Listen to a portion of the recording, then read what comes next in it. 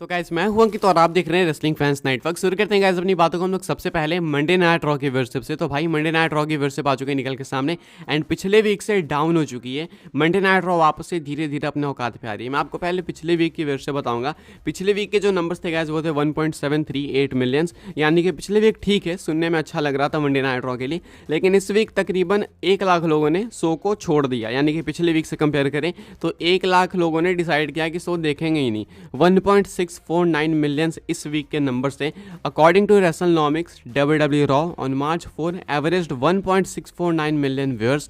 This number is down from the 1.738 million viewers the show averaged last Monday. तो पिछले week की viewership कुछ इतनी थी, इस वीक की इतनी है। एक्यूरेट बताओ तो 91K के आसपास लोगों ने इस शो को छोड़ दिया देखना इस हफ्ते। तो अभी के हिसाब से भाई इसके पीछे का कॉन्क्रीट रीजन क्या है वो तो मैं नहीं बता सकता। कई बार होता है कि बिना किसी रीजन के भी लोग देखते हैं नहीं देखते हैं, लेकिन ये अच्छा खासा ड्रॉप है भाई। 91K कोई छोटे नंबर्स नहीं है। अभी Monday night raw I think वो बहुत ही जल्दी आ जाएगी वापस 1.5 मिलियंस पे, जहाँ पे ये लोग पहले हुआ करते थे। एंड आई थिंक वो रेसलमेनिया के बाद तक हो ही जाएगा, बिकॉज अभी कुछ टाइम पहले 1.9 ऑलमोस्ट टच करने वाले थे, देन 1.8 तो मेंटेन कर रहे थे, अभी 1.75 के आसपास अप्रॉक्स आ गए पिछले हफ्ते, एंड अभी 1.6 पे आ गए। तो भाई अब देखो 1.5 भी दूर नहीं है, एंड ये कोई शॉकिंग चीज़ भी नहीं होगी। हमें आदत है, हैबिट है मंडे नाइट रॉ के लिए। बाकी अब मंडे नाइट रॉ इसके बाद जाएगी भाई नेटफ्लिक्स वगैरह पे, तो पता चलेगा कि व्यूअरशिप का क्या हालात है, वहाँ पे व्यूअरशिप आएगी नहीं आएगी कुछ आइडिया नहीं है, तो बाद में पता चलेगा। अभी के हिसाब से ये कुछ है हालात इस वीक के मंडे नाइट रॉ के एपिसोड के व्यूअरशिप के। आगे बढ़ते हैं गाइस, बात करते हैं अगली स्टोरी के बारे में, जो कि एक मैसिव लेजेंड को लेके, जो कि ऑलमोस्ट कंफर्म हो चुके हैं रेसलमेनिया में आने के लिए।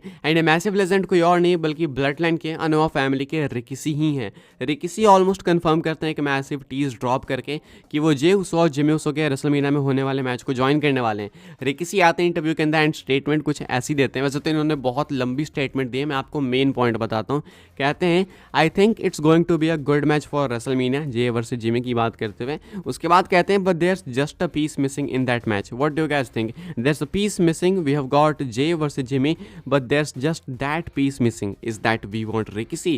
कहते हैं कि मेरे हिसाब से जे वर्सेस जिमी का मैच रेसलमेनिया में अच्छा होने वाला है, ऑलरेडी एक अच्छा मैच है, लेकिन कुछ ना कुछ तो मिसिंग है, कुछ ना कुछ तो बच रहा है। क्या लगता है तुम्हें क्या बच रहा है? जे जिमी एक अच्छा मैच है हमारे पास, लेकिन क्या बच रहा है? क्या ये वी वांट रिकिसी वाला हैशटैग है? यानी कि क्या रिकिसी इस मैच में आना चाहिए? क्या रिकिसी की कमी खल रही है? अपने बारे में बात कर रहे होते वो। तो यहाँ पे एक बहुत ही मैसिव टीज ड्रॉप करा है रिकिसी ने, जो कि ऑलमोस्ट कंफर्म करता है कि वो इस वाले मैच में इन्वॉल्व होंगे। अब इनके बोलने से पहले भी हमें आइडिया था कि वो इन्वॉल्व होंगे, बट आई थिंक कि WWE लेट कर रही है। अगर इन्वॉल्व करना है तो ले आओ भाई, या फिर फ्यूड और ज़्यादा पर्सनल लेके जाओ। आई थिंक इस टाइम तक मालूम है फ्यूड कितनी पर्सनल हो जानी चाहिए थी कि ये लोग भाई एक दूसरे के घर में घुस के लड़ रहे हैं। जे जिमी की बात कर रहा हूँ, इतनी फ्यूड पर्सनल हो जानी चाहिए थी, बिकॉज वैसे भी भाई ये भाई हैं तो घर में घुस के लड़ सकते हैं। तो ये चीज़ WWE को करनी चाहिए थी, एंड देन रिकिसी आराम से इन्वॉल्व हो सकते थे। लेकिन अभी WWE उतना दिखाई नहीं रही है। जिमी आ रहे हैं बस इंटरफेयर करना है। भाई रेसलमेनिया को ज़्यादा टाइम नहीं बचा है, 1 महीने से धड़ाक से भी बीत जाएंगे, पता नहीं चलेगा। तो ऐसे में प्रॉपर दिखाओ यार। अभी के हिसाब से देखो रिकिसी कब इन्वॉल्व होते हैं, लेकिन वो टीज देते हैं, मैसिव टीज देते हैं। टीज भी नहीं है, मैसिव टीज है कि रेसलमेनिया में वो जे एंड जिमी के मैच में इन्वॉल्व होंगे। अब किस तरीके से होंगे देखना होगा, गेस्ट रेफरी बनेंगे या फिर क्या बनेंगे क्या नहीं, वक्त बताएगा। अभी के हिसाब से ये एक मैसिव टीज निकल के सामने आया है रिकिसी की तरफ से। अगली स्टोरी कवर करते हैं गाइस, जो कि जायंट ओमस को लेके। तो भाई ओमस पता नहीं रेसलमेनिया में रेसल करने वाले हैं या फिर नहीं, या फिर इस साल का रेसलमेनिया उनके लिए एम्प्टी जाने वाला है। पिछले साल तो भाई ब्रॉक लेसनर को फेस करा था भाई इन्होंने, छोटी बात नहीं है। इस साल कुछ पता नहीं चल रहा, बिकॉज टेलीविजन पर हमें देखने को मिलते नहीं है ओमस उतने फ्रीक्वेंटली। लेकिन ओमस बात करते हैं रेसलमेनिया 40 के बारे में कि क्या वो इसका पार्ट बनना चाहेंगे, क्या सोचते हैं वो रेसलमेनिया 40 के बारे में। कहते हैं लंबी स्टेटमेंट है, वैसे तो मैंने बहुत छोटी निकाली है स्टेटमेंट, लेकिन इससे भी लंबी थी, लेकिन मैं आपको बताता हूँ ये इंपॉर्टेंट है। कहते हैं ये I think obviously the one coming up is the big Super Bowl of WWE, so hopefully I get to have a match at WrestleMania. That is always my goal every year to be on that card, because no WrestleMania is a dream for some, but man, it's an honor for me whenever I get to be out there, you know, be with the fans and just absorb the atmosphere of about 80,000 to 100K people. There's nothing like that. It's always my biggest goal every year, absolutely. तो कहना है Ohm's का कि देखो भाई ये जो WrestleMania आ रहा है ये WWE का सुपर बोल है। तुम्हें पता है कि WWE का कितना बड़ा मैसिव इवेंट है। तो यहाँ पे मैं होप तो करूँगा कि मेरा एक मैच हो रेसलमेनिया में। ये हमेशा मेरी चेकलिस्ट में रहता है कि भाई मेरा गोल है कि मैं हर साल रेसलमेनिया में कम्पीट करूँ। काफ़ी सारे लोगों के लिए ड्रीम है, लेकिन मेरे लिए भाई मैं सही बताऊँ तो एक ऑनर है, एंड वो मैं एब्जॉर्ब जॉब करना चाहता हूँ, 80,000 1 लाख लोग जो वो स्टेडियम में होते हैं, वो एंट्रेंस लो, आप कंपीट करो, तो उस चीज़ को मैं एब्जॉर्ब करना चाहता हूँ एंड करना चाहता हूँ हमेशा, इसलिए वो मेरे चेकलिस्ट में है, मेरे गोल्स में है। तो वो मेरा बिगेस्ट गोल तो है, हर साल रहता है, तो एब्सोल्युटली मैं कंपीट करना चाहूँगा। अभी पता नहीं आगे क्या होगा, वो देखना पड़ेगा। तो अभी के हिसाब से ओमस के लिए कुछ पता नहीं चल रहा है कि वो किसको फेस करेंगे किसको नहीं, लेकिन वो कहते हैं कि मेरे गोल में तो है भाई, मैं कंपीट तो करना चाहता हूँ। पिछले साल भाई इन्होंने फेस करा था रेसलमेनिया 39 के अंदर ब्रॉक लेसनर को, एंड अच्छी हिस्ट्री रही है रेसलमेनिया में। अगर आप देखो तो ओमस की अभी तक ऐसा नहीं है कि कुछ बेकार हो गया।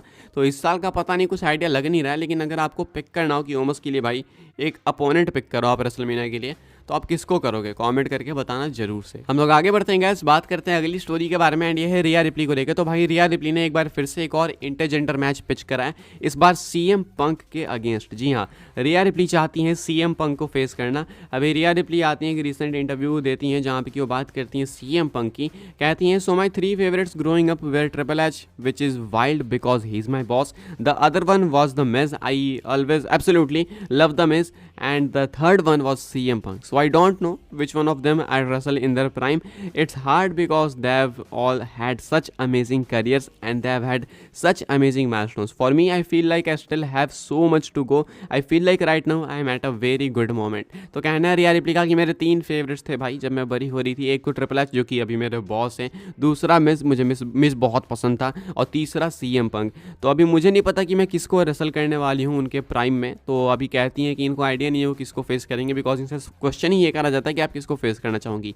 तो ये 3 नेम लेती हैं, triple H, CM Punk and Miz का। अब कहते हैं कि इन्हें नहीं पता कि वो किसको फेस करना चाहेंगे, एक नाम लेना मुश्किल है, लेकिन अगर किसी को करना हो तो इन तीनों में से ही एक करेंगे, बिकॉज इनके काफ़ी सक्सेसफुल करियर्स रहे हैं, काफ़ी सक्सेसफुल माइलस्टोन्स रहे हैं, अमेजिंग माइलस्टोन्स रहे हैं, ऐसा कुछ कहना है रिया रिप्ली का। तो ये 3 नेम्स लेती हैं। अब यहाँ पे CM Punk ही अगर आप देखो तो प्रॉपर प्राइम में, ट्रिपल एच तो भाई रेसल कर नहीं रहे, मिज अपने प्राइम में है नहीं, CM Punk है प्राइम में, थोड़े से इंजर्ड है लेकिन वापस आ जाएंगे, कोई दिक्कत नहीं है। तो CM Punk मेन टारगेट बनेंगे रिया रिप्ली के, अगर करना होगा तो रेसल। आगे बढ़ते हैं गाइस, बात करते हैं अपनी नेक्स्ट एंड फाइनल स्टोरी के बारे में, जो कि सेथ रॉलिंस को लेके।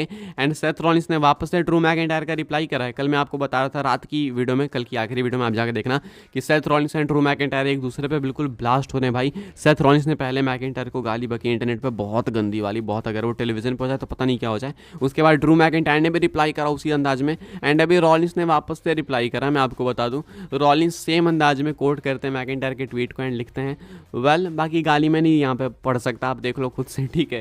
कहते हैं, well, some of us who actually have a proper set of walls on us prefer to do our set talking face to face, in the interim it's okay to have a little fun. तो कहते हैं, जो McIntyre ने सवाल पूछा था कि ये जो तो यहाँ पे बकबक कर रहा है, ये मंडे नाइट रॉ में क्यों नहीं बोला, वहाँ पे इतना घटिया प्रोमो दे गया है।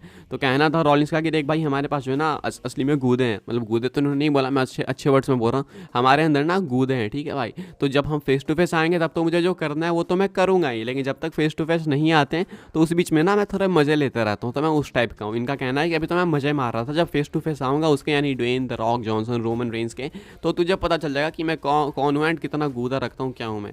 ये कुछ कहना है सेथ रॉलिंस का। तो भाई ये दोनों अगर ये जिस तरीके के वर्ड्स यूज़ कर रहे हैं, अगर टेलीविजन पर यूज़ करेंगे तो क्या प्रोमोज आएंगे यार, मज़ा आ जाएगा। एंड आई होप यही वाले सेथ रॉलिंस स्मैकडाउन में आए प्रोमो कट करने रॉक एंड रोमन के सामने, रोमो कह रहा हूँ, रोमन के सामने, तो मज़ा आएगा भाई। अभी के हिसाब से गाइस इस वीडियो के लिए कुछ अपडेट्स, आई होप आपको इन्फॉर्मेशन मिली हो तो वीडियो को लाइक करें, शेयर करें, सब्सक्राइब करें चैनल को, ताकि आने वाले टाइम के अंदर आपको और भी ऐसे WWE की news, rumour, updates time to time मिलते रहे। फॉलो कर सकते हैं आपको मुझे इंस्टाग्राम एंड ट्विटर पर, लिंक आपको मिल जाएगा डिस्क्रिप्शन में। ज्वाइन कर सकते हैं व्हाट्सएप चैनल, उसके भी लिंक है डिस्क्रिप्शन में।